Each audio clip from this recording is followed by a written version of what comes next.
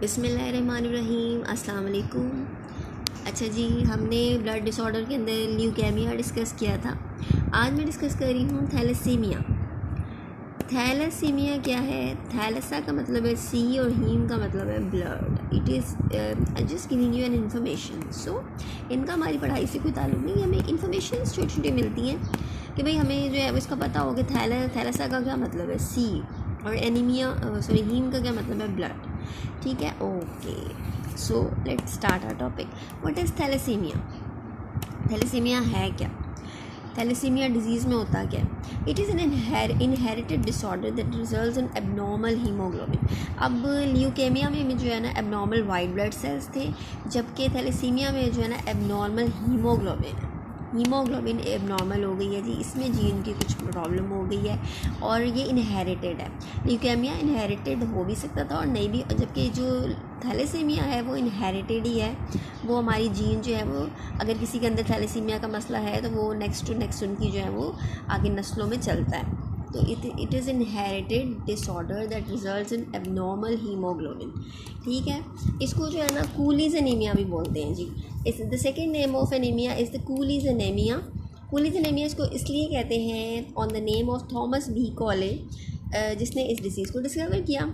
The person who discovered, he was American physician, ठीक है, Thomas B कोले। इसने डिस्कवर किया था थैलेसीमिया को, इसलिए इसको कूलीज एनीमिया भी बोलते हैं। ठीक है, this is the second name of thalassaemia is Cooley's anaemia.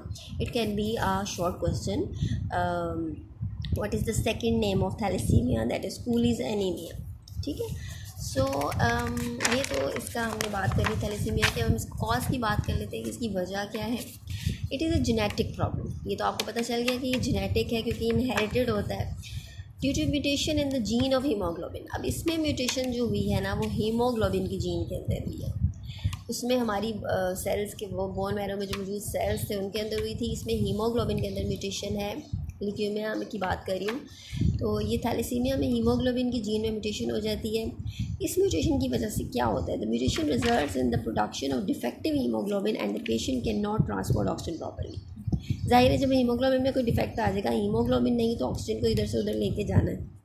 जब इसमें कोई डिफेक्ट आ जाएगा तो वो प्रॉपर्ली ऑक्सीजन को ट्रांसपोर्ट नहीं कर पाएगी बॉडी के अंदर। तो ये हमारा जो सारा निज़ाम है वो गड़बड़ हो जाएगा और थैलेसीमिया प्रोड्यूस हो जाएगा। इसकी सिम्टम्स क्या होंगी? What are the symptoms? Fatigue होगी, यानी कि थकावट होगी, वीकनेस, कमज़ोरी, पेल स्किन येलो हो जाएगी, फेशियल बोन डिफॉर्मिटीज़ हो जाएंगी, फेशियल बोन्स की भी जो है वो थोड़ी बहुत शेप्स चेंज होने लग जाएंगी, उनके अंदर प्रॉब्लम्स पैदा हो जाएंगी, slow growth, abdominal swelling and dark urine. ये सारी जो है वो सिम्टम्स जो है वो थैलेसीमिया की हैं। मैंने तो थैलेसीमिया के पेशेंट्स देखे हुए हैं, छोटे छोटे बच्चे, उनके पेट इतने इतने स्वेल हुए हुए, ओ माय गॉड, अल्लाह मियां हम सबको अपनी अमान में रखें। So these are the all the symptoms of thalassemia. अब इसका ट्रीटमेंट क्या है जी? Blood of these patient is to be replace regularly with normal blood. इन पेशेंट्स को जो है ना रोज़ अपना ब्लड चेंज करवाना पड़ता है, ब्लड ट्रांसफ्यूजन करानी पड़ती है। ब्लड ट्रांसफ्यूजन क्या होती है कि एक नॉर्मल बंदे का ब्लड इंजेक्ट कर लेकर उसको जो है वो पेशेंट में डाल दिया जाए। ठीक है, हेल्दी ब्लड लेके जो है वो एक इन्फेक्टेड पर्सन में उसको डाला जाए। Blood of these patient is to be replace regularly with normal blood.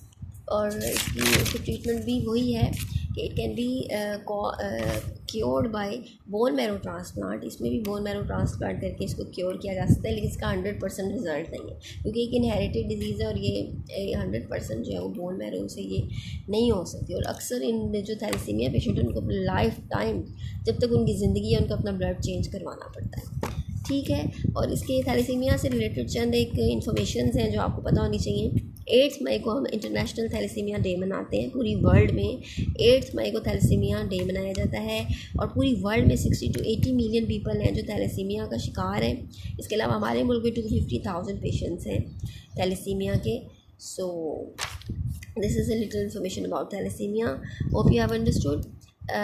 इसमें कुछ अंडरस्टूड तो नहीं था, सिंपल सी बातें थी जो मैंने आपको बताई हैं। और अब मेरा ख्याल है कि आपको अब थैलेसीमिया याद रहेगा हमेशा कि थैलेसीमिया क्या है।